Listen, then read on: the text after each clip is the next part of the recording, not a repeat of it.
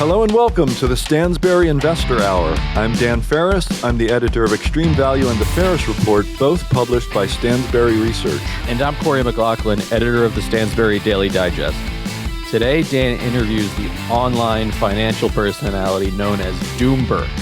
And today, Corey and I will talk about GDP, inflation, gasoline prices. You get the picture, right? And remember, if you want to ask us a question or tell us what's on your mind, email us at feedback@investorhour.com. That and more right now on the Stansberry Investor Hour. I think some people are wondering about what picture do I get, Dan? What GDP, gasoline prices, inflation? What's the picture? A rosy picture? Could be. It is, yeah. Could be. I mean, like just sort of round, big ideas, 20, 30,000 feet. Gas prices at an 8-month high, gasoline prices 8-month high, right after a 3% CPI print, and a surprisingly, healthy-looking GDP print. So it's looking like something here. Maybe are we resurging inflation, or are we just a lot healthier? Is the economy just growing and it's healthy? It's a little bit of both, right? It's a mixed picture. Although if you watch stocks, you'd say it's a great picture. The way the stock market's been behaving recently. But economy, the GDP number, like you said, what came in 2.4%. That's annualized growth for the second quarter. Within that, you had consumer spending was still up, 1.6%, but that was way down from the first quarter, 4.2%. And then you had business investment was really way up, almost near 8% in the second quarter, and it was like under 1% in the first quarter. And all that business investment, that's a lot of that. There's a lot of government spending involved in that too. And that with like the EV battery initiatives and the computer chip manufacturing. So it reminds you that the government can do a lot here to boost GDP if it wants. And but it shows that the consumer side of things hasn't cratered yet. It's slowing, the consumer spending part, compared to earlier in the year and last year for sure, but still hasn't gotten to the point where it's affecting everybody significantly yet. It's and I think part of that is because the job market's still, the unemployment is still really low, and so people haven't lost on balance their jobs, and so the spending keeps going, and that inevitably can lead to maybe the higher inflation given the rising gas prices you just mentioned. So there's a lot going on there. Mixed picture, though, I would say. Yeah, mixed picture. That's we should just fall back on that one every week, man. I like the sound of that. But it's interesting. Like, of course, I have to mention, while we're talking about the mixed picture, I have to mention the FedWatch tool. The current Fed funds rate has the greatest probability now out until May of 24. This thing has just been like it's been saying, oh, we got this wrong, let's readjust. We got this wrong, let's readjust constantly. This is the most hawkish it's looked. Right. Because they're saying, oh, okay, well, rates higher for longer, finally, And so the range is 5.25 to 5.5 out to May of 24. I'm like, okay, well, maybe these are smart people and they're eventually, going to figure it out. And meanwhile, like I'm seeing stories like that kind of just toss off this notion. Well, we've seen the last rate hike. The market thinks we've seen the last rate hike. Heard that one before. It's over. Yeah. Complacence is what, in markets, I think is the trend in markets. Equity valuations at, by CAPE ratio, we're in mega bubble territory still. 30 times earnings, 30 times S&P cyclically adjusted, inflation adjusted earnings, and even like price to sales above 2 in the S&P is really historically expensive. So and like Monday, if you want anecdotal, like Monday, on a non-event, AMC Theaters, that stock was up like 70% pre-market, and then it finished the day up 32% on nothing. And meanwhile, that same day, the CEO comes out and says, like 4 or 5 times in a letter to shareholders, we must raise equity. We could go bankrupt. We must raise equity. Bankruptcy, bankruptcy, bankruptcy. He said it 3 times. I mean, They're not out of business yet. I Jeez. think we're, What? yeah, no, Still they're going? not. And, the meme stalker saved them again. Yeah, I've This been thing saying ain't lately over. it seems like the quote animal spirits are out a little bit in terms of this recent run. I Absolutely. wrote about this week Yeah. a cardboard box company who share the Packaging Corporation of America, which basically makes boxes for like thousands of large and small companies in the US. Their shares went up 10% on their earnings in one day just from beating earnings per share. The revenue is still down from a year ago, but they beat earnings per share because of cost cutting. And Yeah. their shares went up 10%. And you had the Dow up, until recently 13 days in a row. This is the Dow Jones Industrial Average. So there's a lot. Mm. People are getting certainly giddy, I think, at the prospect of inflation still coming down. And but Yep. it could surprise again in the central bank speak to the upside. And Right. then we're in a higher for a longer and longer environment. I will say also this past week we had another Fed meeting, and Jerome Powell let another one of his subliminal thoughts slip when he said that he didn't think inflation was going back down to 2% until 2025. And I don't, if people aren't like listening to what he, like these things that actually like he lets slip every once in a while, like they should, because that every Mhm. once in a while you get like some insight into what they're actually thinking. And yeah, but he also did say, well, we would cut rates before inflation gets to 2%. Uh, Also implying that, they would expect something bad to be happening once inflation gets down to that level. So I don't know. You can kind of Yeah. see what's coming here. I think like inflation Yep. will either stay a bit higher for longer, or it will kind of come down, to a point where the Fed wants to, or has the need to stimulate the economy again, which will reinflate things. And um, here we are. Right. It's like I would it's like agree with on you and there. on it goes. It's not. Uh, it's yeah. Exactly. And to the point, really to the point, um, what I hear in there, I agree with this thinking. The more, inflation persists, the more we get these, core CPI or core PCE is the one the Fed likes. The more it stays up in this sort of 4.5 to 5 ballpark, the more likely they are to continue hiking. The more hawkish, that's what keeps them hawkish. So it becomes, it's sort of a low prices is the cure for low prices, or, kind of a scenario. The more it stays this way, the worse it'll eventually be, because they'll get more aggressive, and they'll say, okay, well, we got to really beat this thing down. And the more it sort of steals their resolve, right, the less core inflation seems affected by anything that's happened so far, the more their resolve is bolstered.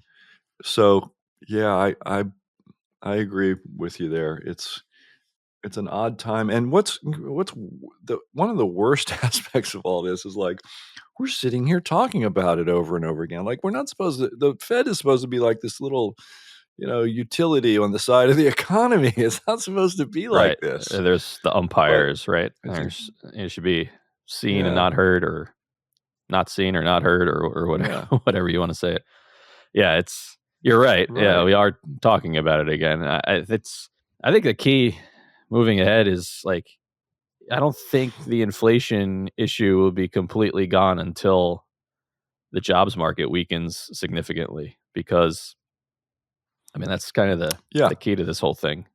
We know that's one of their big data points. Yep. Yeah, and so We until know it. that happens, and like the consumer spending gets to a point where businesses can't, turn profits anymore from any more cost cutting, it's I think we're in the status quo. Now that may be good for the markets in the short term, but eventually you'll get to Mhm. a point where it won't, and then we're thinking probably at that point, way down the road, like where's inflation?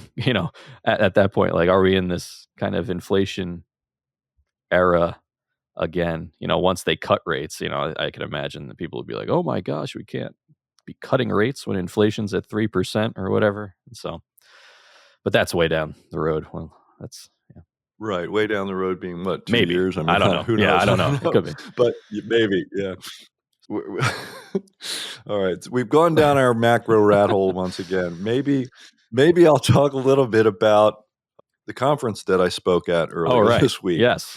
It was great, actually. I was there Monday and Tuesday and most of Wednesday and left Wednesday afternoon. I missed Robert Friedland, the billionaire mining entrepreneur who's, the head of Ivanhoe Mines that's working their huge copper deposit. He says it's gonna be the second largest mining complex in the world in, Democratic Republic of Congo. Didn't get to see him talk. I love him. He's a fantastic speaker. But there were others, like, of course, Grant Williams gives phenomenal presentations. We have to get him back on the show real soon. Um, I saw James Rickards speak. He talks like a Washington insider. He's an interesting guy. And I don't always agree with everything everybody says, but they're interesting speakers. And of course, like it was the Rule Investment Conference, right? It's the Rick Rule Conference, or the Rule Symposium, I think he called it. So there's like 20 or 30 of these little mining companies that are like the best of the best that he vets. And I know some of those people. Rudy Frank was there from Seabridge. We know him real well, and others. Um, once it's funny, once I wrote about Altius Minerals back in 2009 for the first time. I wrote about it. It was a small cap stock. Readers loved the story and the price popped up. Everywhere I went, people said, "There's that guy that made Altius go up." So, I don't know, maybe they still remember or something. Or, then I wrote about Sprott in 2018. It had a similar effect there. But so, people come up to me and say, "Oh, Dan Ferris, hi, I'm from XYZ Mining." Um, so that was fun talking to all those people, but it was fun talking on stage. It was fun. I talked about my we have this thing in Extreme Value in one of the newsletters I write called the Commodity Hypercycle Portfolio. It's for like Extreme Value Premier readers. We used to call them Lifetime, but we're not allowed to do that anymore. So we call them Premier because you sign up and you get the letter indefinitely, let's Oh, say, not for a interesting. lifetime, Interesting. indefinitely. Okay. Yeah. So we have this thing, and there's a copper stock in there. And I just talked about copper and recommended another copper mining stock in the Ferris report, which came out a couple days ago. And so that's what's, I had copper on the brain, and that's what I talked about. I mentioned the hypercycle idea, um, which is basically we've just seen, we're still living through the biggest top of the biggest financial asset mega bubble. So if financial assets aren't attractive anymore, too much capital went into them. It's coming out. Too little capital went into things like copper mining. And that's where, to come out of the financial assets, go into the hard assets, just generally over the next decade or so. So, I had the commodity I had on my mind was copper because I've written a ton about it in the last week or so. And, there's a lot of interesting stats that I found. Like I mentioned Robert Friedland. Okay, so we've been using copper for 10,000 years in good quantities, like longer than any other metal that humans have used. And in that time, we've mined 700 million tons of it. Okay, and like 95% of that since 1900. But overall, 700 million tons. Friedland says in the next 2 decades, we're going to need another 700 million tons. Okay. All the copper ever mined, we're going to need that much in the next 20 years. So, whoa. Um, He said 22 years a year ago, so whatever you want to make out of that. Wow. I was like, Yeah. wow. That's Where are we going to get that from? Because it kind of doesn't exist. Those mines don't exist. Like this one guy said, we're going to need 8 new Escondida mines every year for the next 8 years. We're going to need a new one. That's the biggest copper mine in the world, the biggest mine of any kind in the world. Like, we're going to need all this copper, but exploration has gone to nothing. It's like been dramatically reduced over the past few years. So how long does it take to like say start a mine from scratch till it's operational? I okay, imagine it so takes some time, I mean, right? if you're just talking about it takes, let's so from like the beginning of the exploration process to the end of building a mine, S&P Global says its average is 23 years. Wow. And building the mine is like 3 years. Okay. Yeah, I mean, it's just like, permitting the mine is like 7 to 9 years, and building it is like 3. Wow. So, Yeah. this isn't like the guy who started eBay. I think he wrote the code over a weekend. Zuckerberg wrote Facebook in 2 weeks. This isn't like that. Okay, this is different. Yeah. Wow. So if you're and talking the 20 price, years of 20, you need a lifetime of demand in 20 years, and it takes 20 years to put get new mines operational. Yeah, there you go. yeah, we're a generation away from what we need. Yeah. Right? Wow. It's just like, so the price has to go way north of here. And I'm saying copper needs to be $10 a pound for reasons that I explained in the Ferris report this month to get to really start to attract enough capital to do that. And it's less than 4. So it's like, something's going to have to give in the next few years. I think it's going to be, just call it 3 to 5 years or something. And if there's an intervening recession along the way, that'll add a year or so. But whatever, you can't predict recessions. So if you can't buy copper now, maybe you can't ever buy it. Sounds good to me. Yeah, I can see why copper's been on your brain for the last 2 weeks at least. Yeah. I mean, yeah, for longer than that, but like last 2 weeks, my conviction has shot through the roof as I dove into the research. Right. Well, cool. Sounds like you had a good time. All right. Yeah. All right. Well, let's do something we've never done before in the history of the podcast and speak with an anonymous guest. First ever on the Stansberry Investor Hour. So let's talk with Doomberg. Let's do it right now.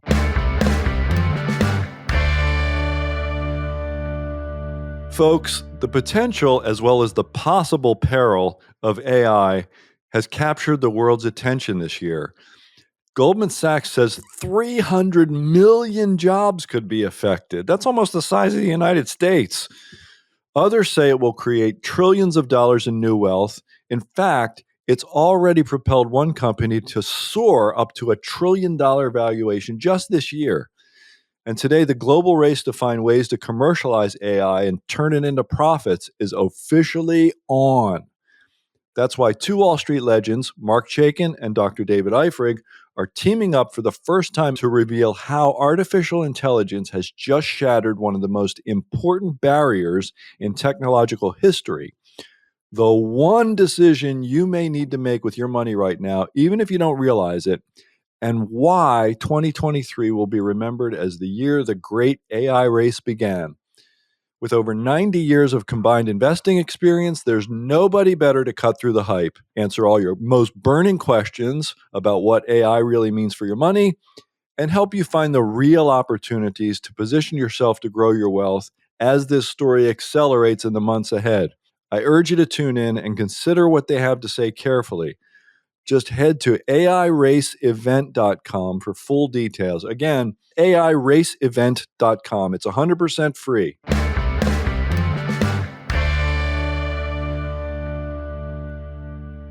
It's time for our interview, and today's guest is a first for the Stansberry Investor Hour, an anonymous guest. And his name is Doomberg. And Doom, welcome to the show.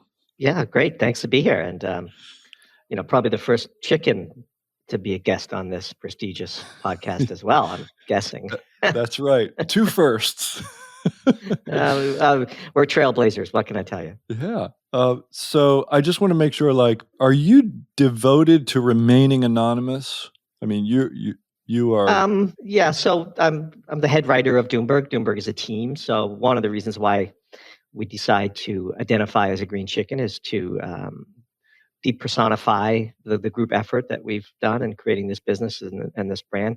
A second reason is it's a little bit harder to cancel a set of ideas than it is to cancel a person. And unfortunately, in today's culture, when somebody doesn't like what you're saying, it's oftentimes an easier target to discredit the person for some unrelated reason. Not that we have some weird Right. skeletons in our closet that we're trying to hide. And then third, it's mostly for brand. In fact, when we started Doomberg 2 years ago and change, we had no social media footprint whatsoever. And if it were to be one of us as the face of Doomberg, then we would just be another, middle-aged person on Twitter.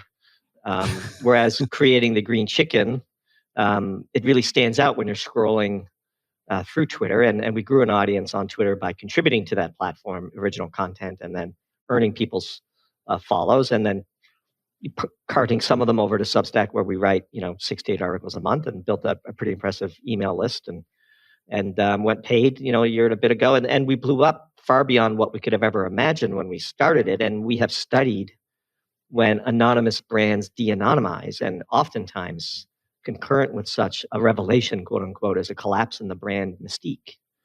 And so the green chicken has just become part of who we are. There's scores of people on Wall Street, hundreds of people on Wall Street who know who we are. Stripe knows who we are. Substack knows who we are. We've met them all in person. We flew up to their headquarters, given the success we've had on their platform. We're not ashamed of who we are. We just decided to maintain the green chicken as the forward-facing element of our brand, and then let our research, writing, and editing speak for itself. I see. It makes a lot of sense. So, please don't ever abandon the green chicken. We don't want the brand to go away. Yeah, and we love it too much. In all transparency, it's been an unbelievable blast, a complete, unexpected, life-changing, enormous success that secures the financial future of many across our families. And we are very blessed to have found the thing that we were meant to be doing in life. And if anybody listening is so fortunate, we would say that when you find what it is you were meant to do, just keep doing it. It's not that complicated. And so that's what we intend to do, is keep doing what we love, write these pieces, research these pieces, appear as guests on podcasts, help other content creators, surf the sea of abundance, one might say, and count our blessings that we have discovered what it is we were meant to do. Excellent. I'm going to ask you a question at the end of the show. I won't tell you what it is. It's the same for every guest, and you've covered a couple of things that could function as answers. But let's talk about what you do, because I'm a subscriber of yours on Substack, and I enjoy what you do. You seem mostly devoted. In the beginning, I just thought of you guys as energy analysts. That was the primary thing. But you're not afraid of other topics, are you? Yeah, no, we're not. I'd say, just as background, one of the things that makes Doomberg unique is the fact that we all come from industry. We have several decades of relevant, direct commodity and energy experience on our team, and very few people from industry ever get in the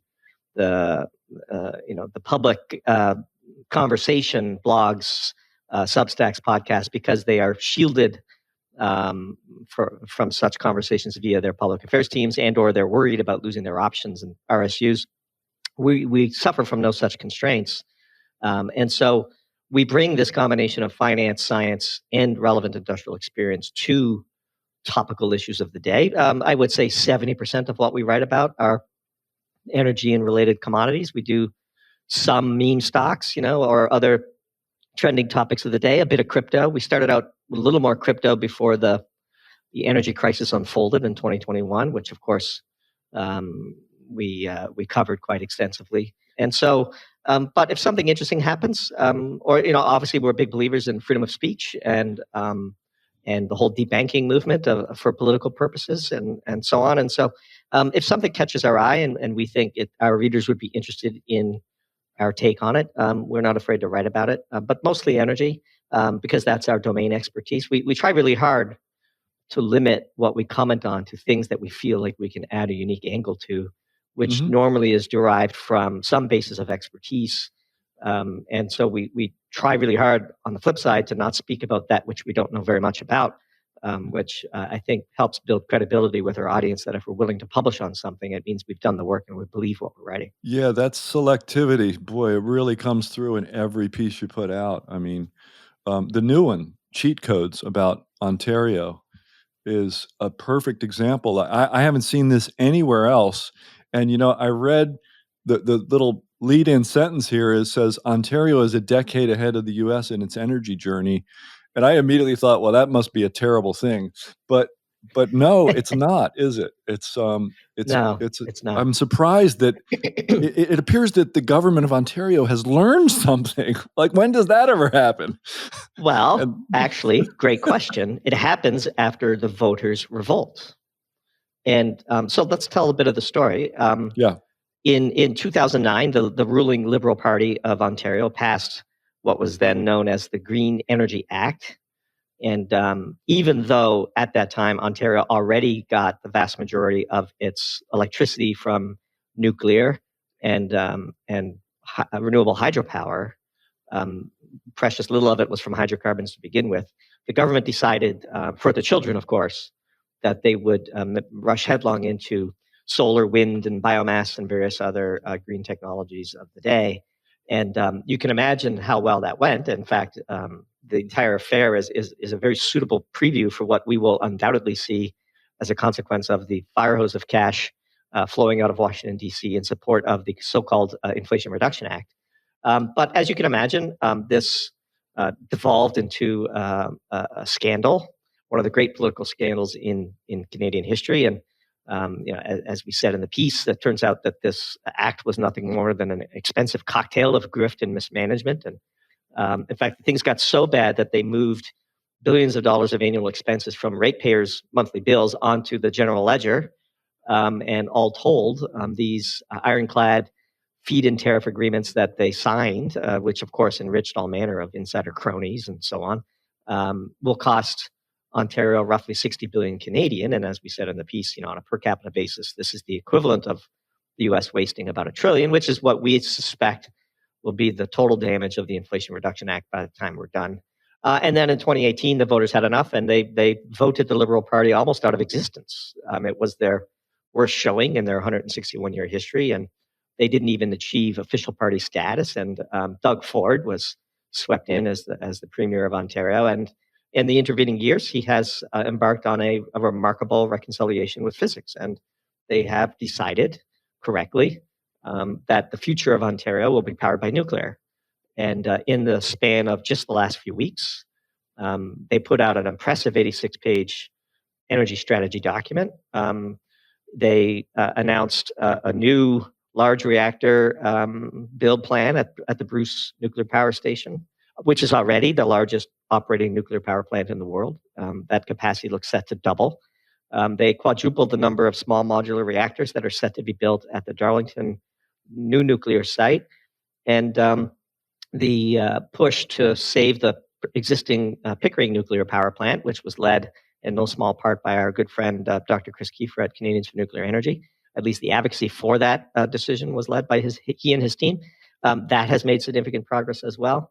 And so when you put it all together, Ontario is a decade ahead of the US. And the second part of that social preview that you had read the first part of is, let's just go ahead and skip the in-between. Like, what are we doing? Why do we need to waste $1 trillion before we get to what everybody knows is the right answer? And yet, unfortunately, it looks like we will. Yeah, we will, because, in my opinion, isn't it? It's like there's an unstoppable political momentum about these things that you rightly point out flies in the face of physics itself. And have a government face up to the realities of the physical world. It actually gives me quite a bit of hope. Yeah, say what you will about the Ford brothers. Doug's late brother was quite the, let's say, high-profile mayor of the city of Toronto and had his fair share of rather odd run-ins with the media. But Doug Ford is, by all measures, a prudent, responsible politician who is pondering the long-term energy security of his province, and they are funding projects today that will secure carbon-free, reliable baseload grid power for decades to come. And hopefully history is as kind to him as we were in that piece. Doom, is all this climate stuff real? You know, I purposely have- made an open-ended, just vague question. Okay. Let me give you our view. We would fade climate alarmism. We are far more bullish the human spirit and its potential for ingenuity to react to changing climate, either driven by natural forces or by our own impact on the environment. I don't think that it is unfair to minimize the impact that modern human development has had on the environment. We are acutely aware of our responsibility to leave to our children and their children a clean planet that allows as many humans and other species to thrive as possible. And I would partition between industrial pollution and climate change. And I think the state of industrial pollution, especially in the Asia, China, developing world, is a real scandal that needs to be addressed. Having personally competed against the Chinese in the commodity sector, I can tell you that many of the big name, B2C, big brand customers in the West are absolute and total hypocrites when it comes to demanding that Western producers meet unfair requests for proposals that Chinese producers put in front of them. And when we point out that the savings that they are delivering to these brands are derived from theft of intellectual property and utter destruction of their local environment in ways that we would never do or even dream of doing in the West, they look at you with a cold stare and say, that's for the courts to decide. This is our price. If you can't meet it, you'll lose the business, which is how China has come to dominate solar and various other supply chains and have us over the barrel on such technologies. And so we impact the climate. Pollution is a scandal. The effects of climate change over the long term are far more likely to be economically reacted to as opposed to prevented. And so we wrote a piece about the end of the drought in California and out west and the Colorado River situation. And we quoted how 13% of the downstream demand was negotiated away by the Biden administration in exchange for $1.2 billion in federal funds. And boy, I mean, for you and me, $1.2 billion would be a lot, but a federal allocator in DC might not bend over to pick up such a paltry sum. If we're relying on the sidewalk, it's amazing how much $1.2 billion of abatement investment could do, while we're spending hundreds of billions of dollars in some fruitless endeavor to prevent climate change, or whatever that even means. And so I think it's incorrect to flippantly dismiss environmental concerns as a fraud or a hoax. I just think our limited funds will be far better invested in reacting to real consequences as they arise, as opposed to trying to proactively control what is ultimately the nonlinear, chaotic systems such as the weather. Right. Exactly that. Exactly the problem of viewing or purporting some ability of human beings to put their hands on a thermostat dial and hit these global average temperature targets, which seem absolutely fraudulent and absurd to me. And very difficult to measure. And that's right. Never mind, the data sets and, the age and the quality of some of them, age being like very young, and the quality of some of them. It's just, it's too absurd to me. All that's too absurd. But, we can't ignore, the giant islands of garbage floating in the ocean, et cetera, the way China scorches the landscape in their own country and so forth. And then the similar practices being deployed across Africa today as they execute the Belt and Road Initiative. And again, having competed against them, when you cannot compete on price when your competitor's water treatment facility is a pipe to the river. And this is just real. Like I have competed against such enterprises, and sure, they've gotten better over time, but we're sort of big to small, and the other thing is the propaganda on this is so thick. And anytime you have hundreds of billions of dollars on the line, the deluge of propaganda makes people like us want to just turn our brains off and ignore it all, which I think is actually what they were trying to do, and we shouldn't allow them to, which is one of the reasons why we write the things we do. tried to use the logic and the storytelling and the statistics, and everything we write, of course, is sourced, and we include the links both to expose other people's work to our audience, and also to show the audience the basis of the conclusions we draw as we link these topics together. But as we said in the piece titled "Wet Blanket," talking about the deluge of water that California now finds itself in, for years all we heard was drought was stone cold proof of climate change. And in the piece, we quote an NBC News article titled "Climate in Crisis," lake reforms causing flooding. And they unironically claim that this is just another example of now what's called, quote, weather whiplash due to the influence of climate change, which can make extreme and more intense events more frequent. And we say in the piece, if everything is climate change, then nothing is climate change. I mean, let's get real. Yeah, I mean, I'm glad you mentioned propaganda. Of course, anybody who knows good old Joe Goebbels knows that you pick your lie and you stick to it, which that's maybe part of the reason why what happened in Ontario surprised me so much, because pick your lie and stick to it is practically how governments are run in large developed countries nowadays. They never, admit to wrongdoing.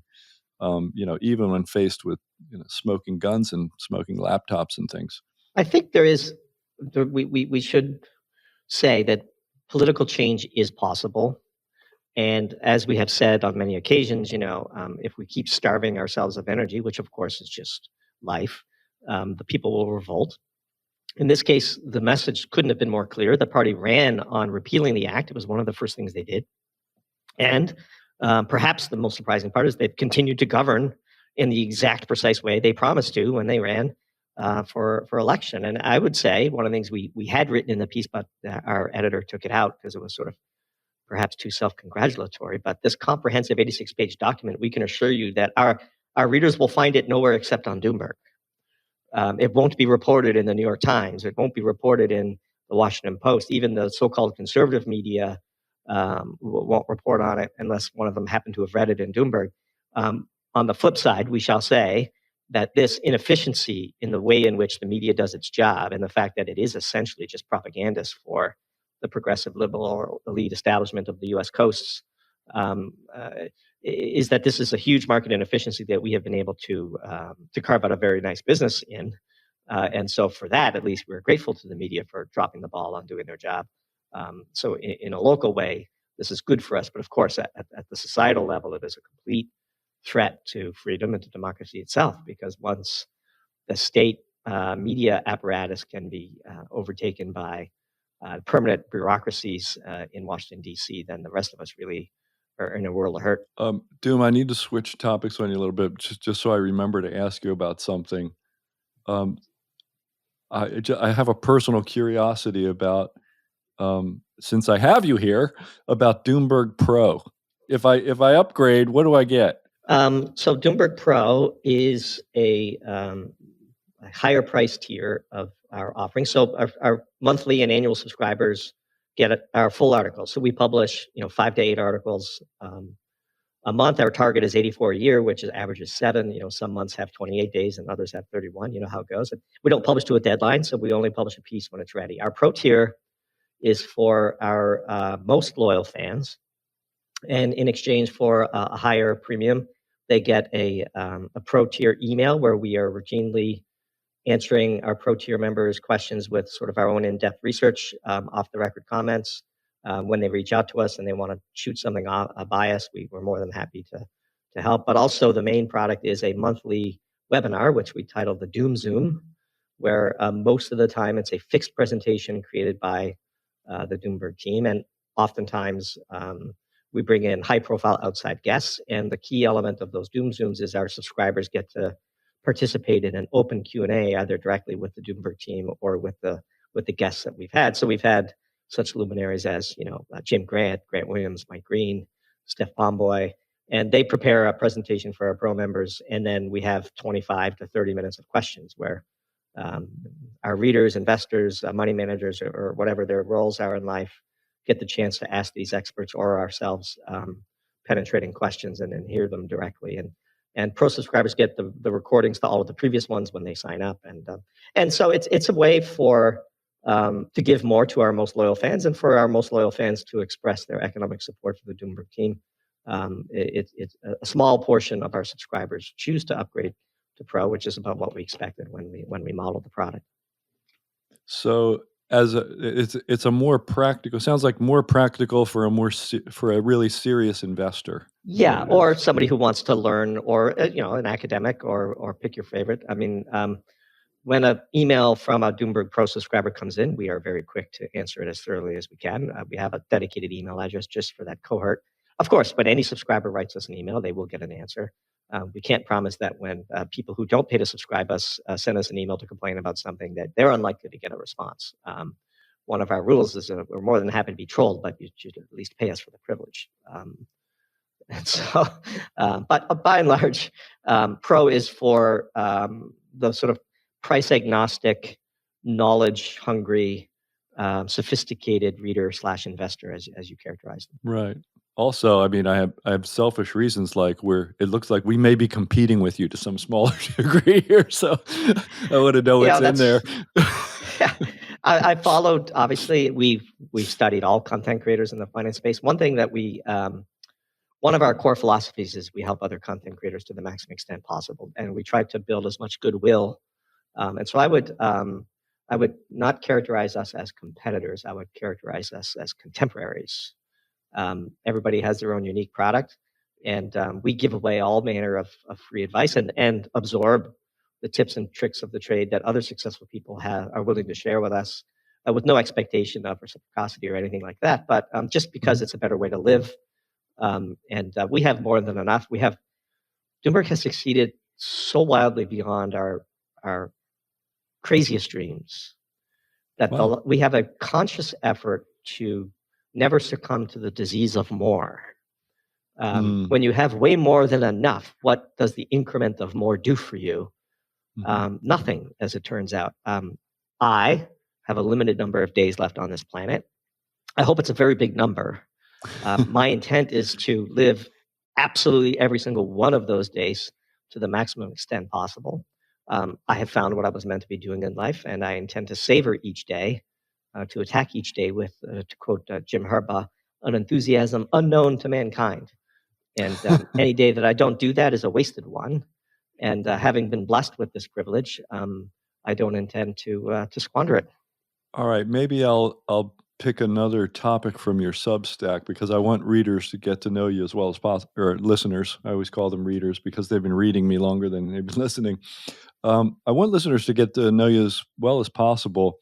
You wrote a piece recently that asked, is a gold-backed BRICS currency on the horizon? And if so, what might it mean? I personally have kind of dismissed this, and I haven't thought that it was that important. What's your take on it? So in that piece, which was a bit of a different one, following on the previous answer, we actually reached out to 5 other high-profile content creators, and they all agreed to go on record with us and give us their thoughts on it. And so after introducing the background and the concept, once we went behind the paywall, we had, again, Mike Green, Luke Roman, Brett Johnson, Grant Williams, and the anonymous author at Concutta Research, which is a really great Substack that we wanted to highlight. And our conclusion was, it doesn't matter to us, because we don't own gold for speculative purposes. We own gold as one of the ways in which we save excess earnings. And as we said in the piece, our personal financial strategies have 3 pillars. We earn money in fiat. We save by buying real assets, such as gold, land, and collectibles. And then we invest privately, where we can personally impact the outcome. And so within that context, gold plays an important role, but whether or not the BRICS currency arises to compete with the US dollar, well, we live and operate and earn and pay taxes and follow the laws of the US dollar fiat system, and that's unlikely to change. And whether it causes the price of gold to go up or down is not really relevant to us. It's not why we own gold. It's not our vehicle for speculation. And the prospect of a competitor to the US dollar does not compel us to change our current allocation either way. If you pushed me, I would say the prospects of them executing this are highly unlikely. But in our view, the actions that the U.S. has taken with regard to the Russian reserves, for example, certainly motivates other countries to try. The U.S. dollar system benefits a small number of countries at the expense of a huge swath of the global population, and so it's unsurprising to us that they would seek alternatives.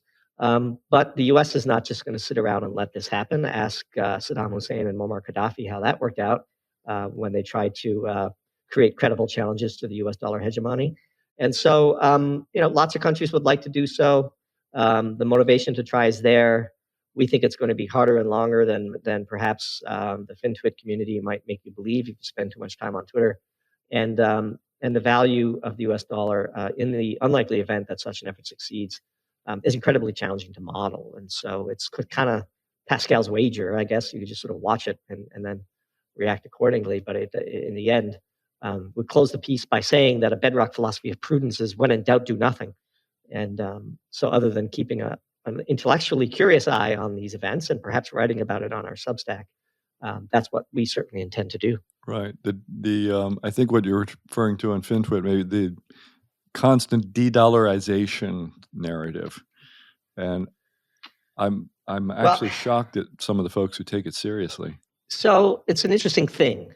We talked earlier about what we write about. We joke on the team that if all we ever wrote about was gold, we'd be 3 times as big. Because anytime we write about gold, we get a deluge of new subscribers and lots of likes and shares. You understand the business well, yes. Yes. And so, for example, the little inside baseball, but the most successful piece we've ever written from a revenue perspective was a piece called Gold in Handcuffs, where we came to the defense of the crypto world, even though we're highly skeptical of that industry as a whole. The tactics that were being used to roll up the crypto world should give everybody pause. And in the piece, we described how those exact same tactics could be used to once again outlaw the private ownership of gold. And literally just because we wrote about gold, we had the piece generated countless eyeballs, went viral, tons and tons of new subscribers, and we're very thrilled to have them all. But one can be forgiven for succumbing to the seductive power of the feedback loop of writing about gold and growing your business. That is not the blog we wish to write. We write about gold when we have something important to say about it in our view. And we will continue to write about the things that we're passionate about. But it would be very, very easy to set up a gold newsletter, given what we know about social media and how to build an audience and have more. Back to the disease of more, since we don't need it. We would rather have the fun and the thrill of only writing about things that we care about. Our goal is every piece we publish feels like the best one we've ever done. Otherwise, we just simply don't publish it. And so I can't read our early pieces. I can't read our pieces from a year ago because we have this mindset of continuous improvement. Why did this piece land? Where was the cut to paid? What was the opening story? What was the thumbnail? How did it end? Did we bring people to water and let them drink, or did we try to force the glass of water down their mouths? Our editing is great. Anytime we have a typo, it drives us nuts. We are maniacal about product quality, and so we would rather just focus on that. And our audience, I think, appreciates that, knows that about us, and respects us, which is why we have such good renewal rates and have grown the business that we have. Yeah, I'll talk a tiny bit of inside baseball.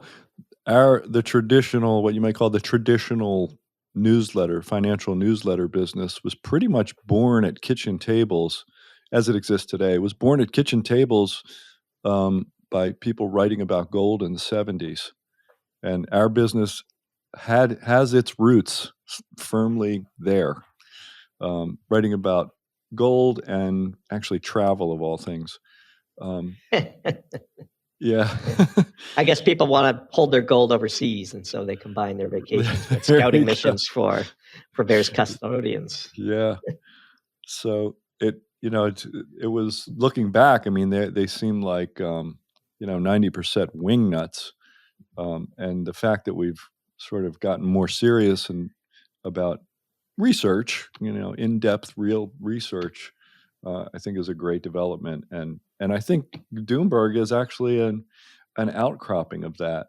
What's happened, Yeah. like the level of quality has gone way up. It used to be, people buying gold stocks front running their readers kind of a thing. They're promoting and selling to their readers and stuff. And Yeah. and like that was like almost what the whole game was, but now it's, virtually none of that. I won't say none, but very little. And it's serious research all over the place, some of it for free here and there. It's Yeah, amazing. we were free for the better part of a year. And look, we don't own things that we write about. And if we have any tangential ownership, we disclose it. Like, for example, we talked about how we own Fizz, the Sprott physical gold trust that trades on the stock market. Now, we're not going to affect that price.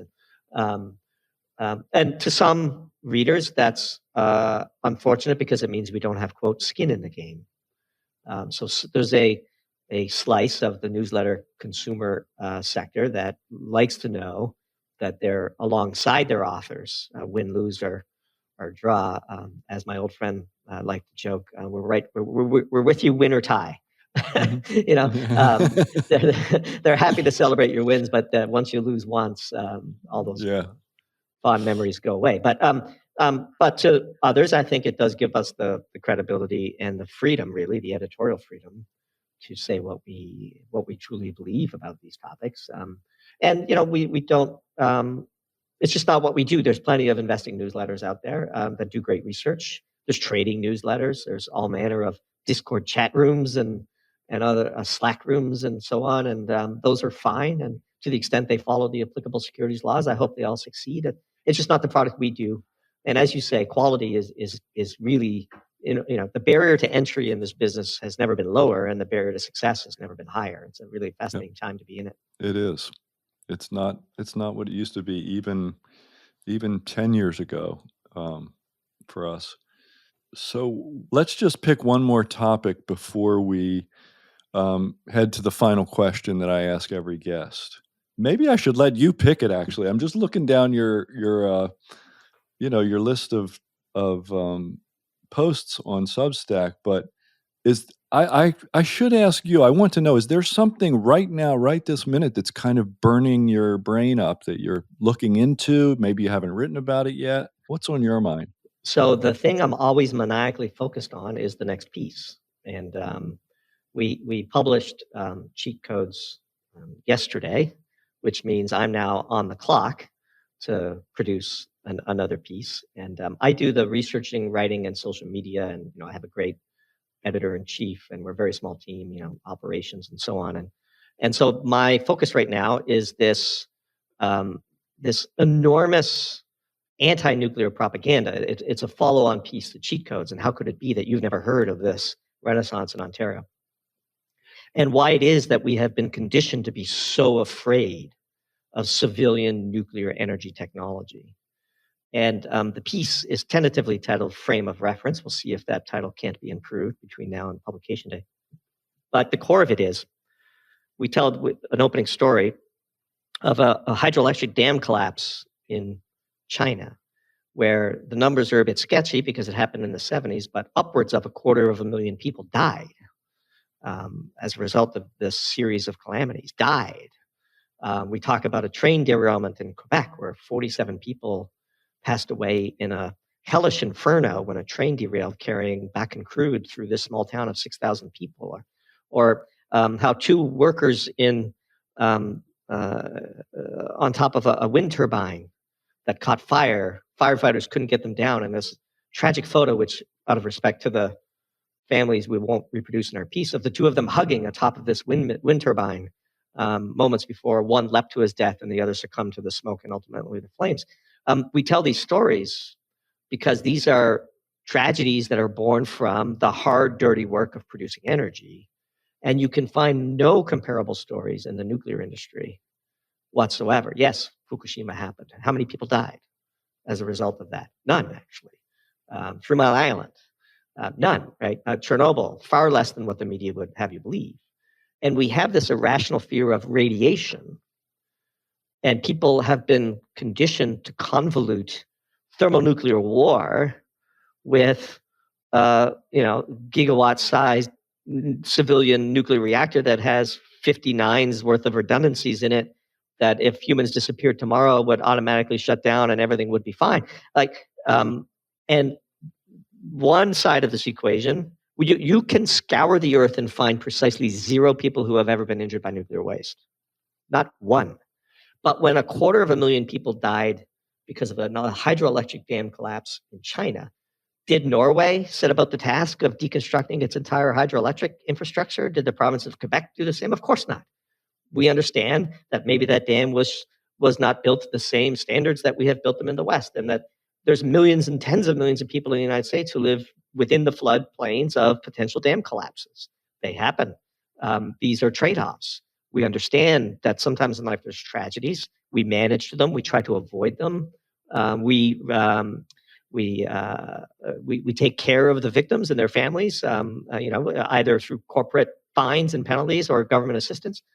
This is the human endeavor. We are constant and unrelentingly in a battle against entropy, and we have to harness the forces of nature in order to eke out a standard of living on this planet. And yet, of all of the technologies, the most reliable, the highest energy density, the cheapest, the most durable is the one that has the least amount of tolerance and the most amount of fear wrapped into it. And why that is one of the great mysteries of our time, one of the great tragedies of our time.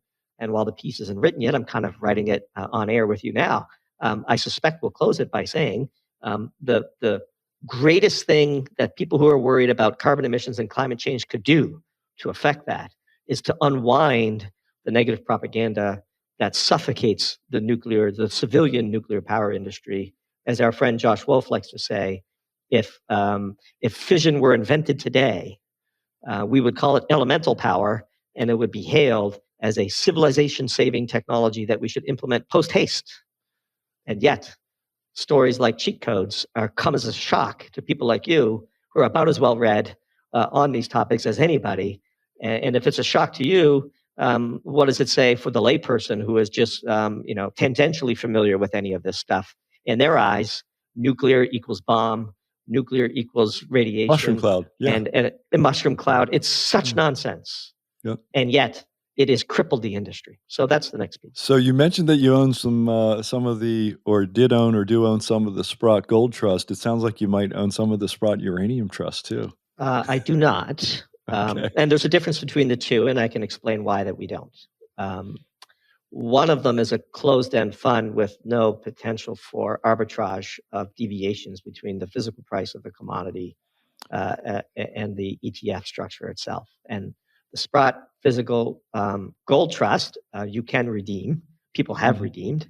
And so the price of that entity relative to the value of the gold it holds trades in a very tight arbitrage. And so as a way to express a bullish or bearish outlook on the price of gold, that is a very reasonable security. Unfortunately, they did not get the New York Stock Exchange listing for the Sprott Physical Uranium Trust. And because it's uranium and it's radioactive, it's not like you can show up with your shares in that trust and walk away with physical uranium. And so that closed-end fund routinely trades at a significant discount to the published price of uranium. And there's no reason why it couldn't someday trade at a huge discount to that price. And so because there is no exchangeability, the arbitrage can be very wide. And so we would probably, if we wanted to express a bullish view on the uranium sector, would consider the alternative Sprott product, URNM, I believe is the symbol, which is a basket of uranium producers and some of the Sprott Physical Uranium Trust embedded in there as well. Right. Yeah, I've written about both of those. And I've written about Sprott, the company, too, for some years ago.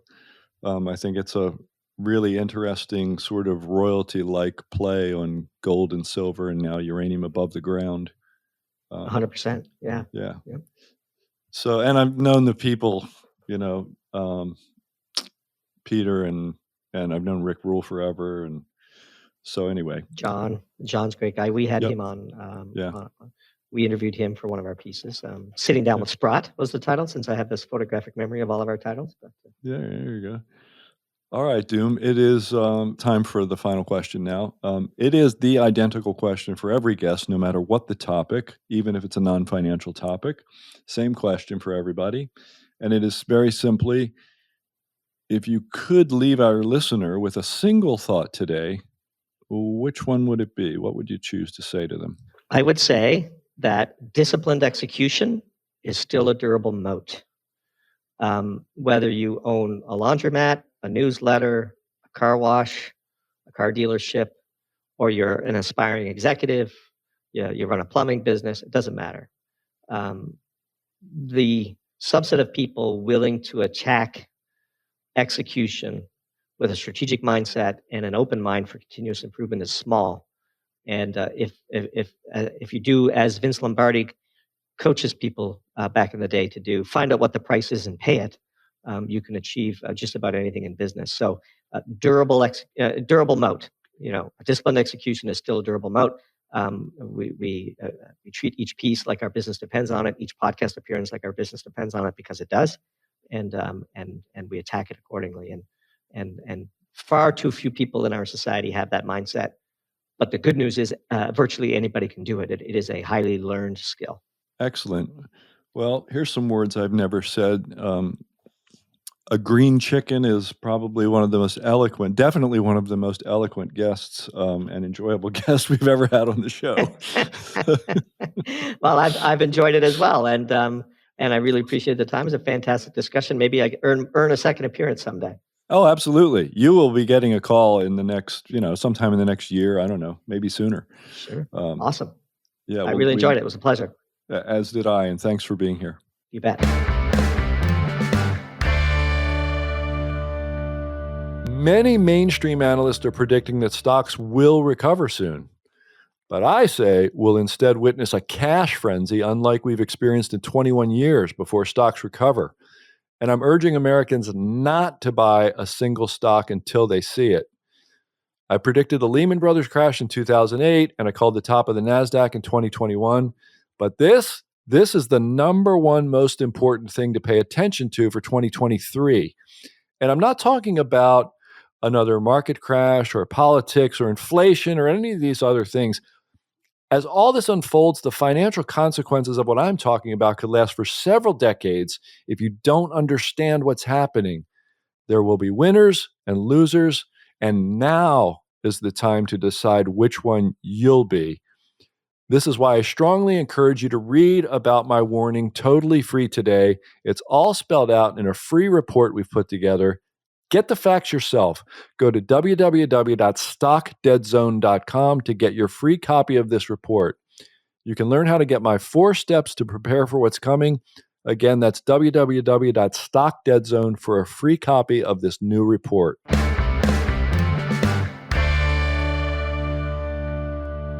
Well, we've never done that before.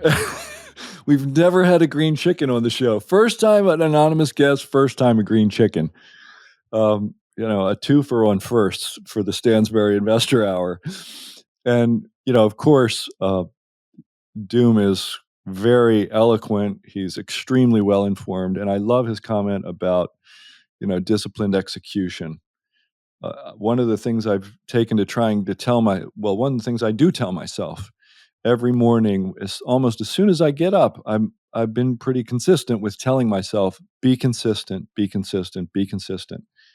And so I attacked the problems even better at the age of 61, I think, than I did at 51 and 41 and 31.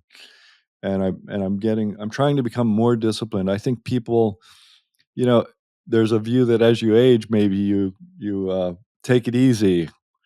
And I'm trying to actually, in some ways, take it less easy. But I'm also enjoying life more. So Doom's final thought really spoke to me, and I hope it speaks to you as well.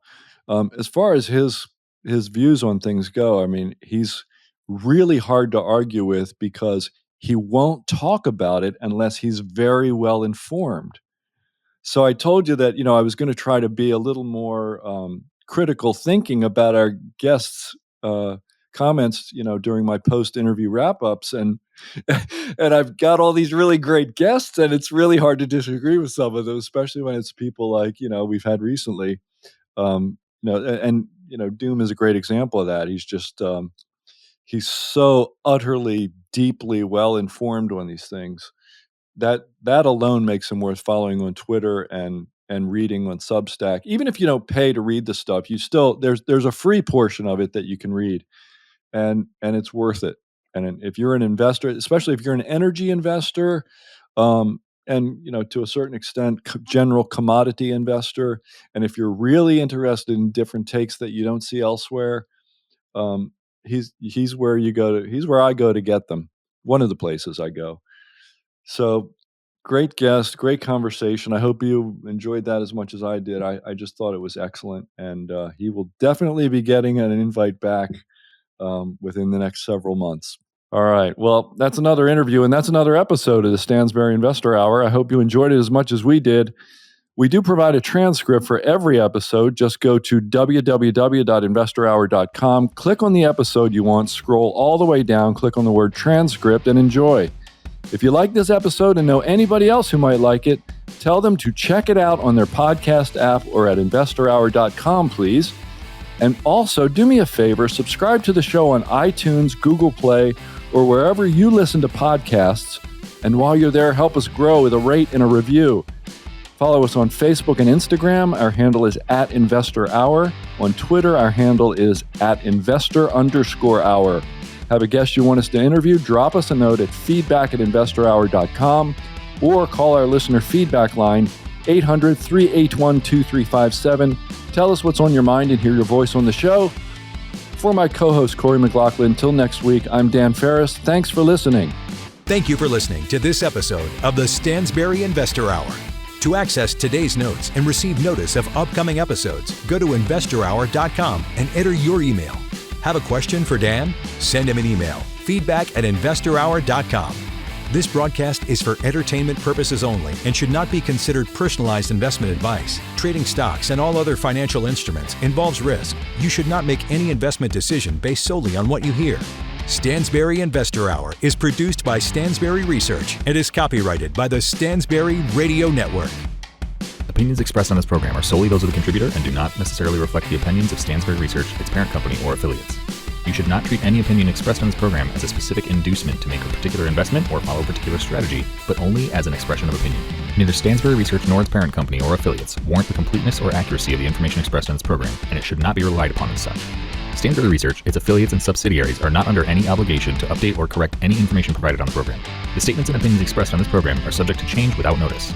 No part of the contributor's compensation from Stansberry Research is related to the specific opinions they express. Past performance is not indicative of future results. Stansberry Research does not guarantee any specific outcome or profit. You should be aware of the real risk of loss in following any strategy or investment discussed on this program. Strategies or investments discussed may fluctuate in price or value. Investors may get back less than invested. Investments or strategies mentioned on this program may not be suitable for you. This material does not take into account your particular investment objectives, financial situation, or needs, and is not intended as a recommendation that is appropriate for you. You must make an independent decision regarding investments or strategies mentioned on this program. Before acting on information on the program, you should consider whether it is suitable for your particular circumstances and strongly consider seeking advice from your own financial or investment advisor.